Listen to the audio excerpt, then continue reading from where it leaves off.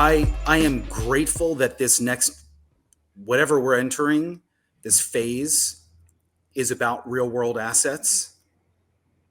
Like that is my true. It's a hope, but I think it's a pretty solid kind of belief based off of what you see. If we do not have real world assets coming on chain, like there will be a bloodbath in the next. Like the patience will be running thin from Mm-hmm.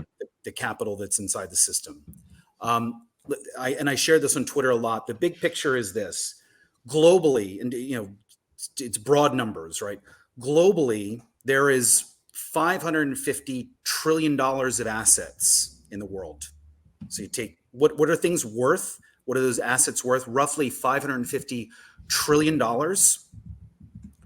And I think it's a reasonable goal for the crypto world, let's say the UTXO worlds, right? It's kind of our people, that by 2030-ish, we have between 5 and 10 trillion dollars of real world assets. And that may be an NFT, it may be a digital book or music file, but it's also identity and, and bales of, tea, et cetera, that we have 5 to 10 trillion dollars of assets within the crypto world locked. That is not a threat to the system. That's 5 trillion out of 550 trillion. We're still good. We're not a threat yet.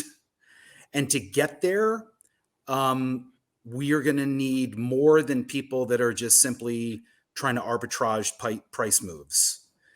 And again, if you're using this to make you're into the decentralization principle and you're into it, but you're also just using this to kind of do good for your family, there's nothing wrong with that. Just stop pretending, like just be explicit about it, right? And don't knock people that then want to bring in enterprise companies.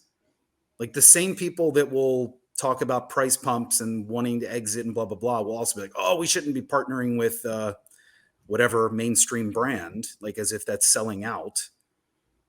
So that's the target: 5 to 10 trillion dollars of real world assets locked on chains in 6 years. That's doable.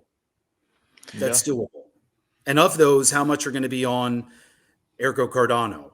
I mean, and this is where, like, it is exciting to think about not price, but the value of things. Like, holy shit, this network that is not controlled by anybody now contains hundreds of billions of dollars of real world assets.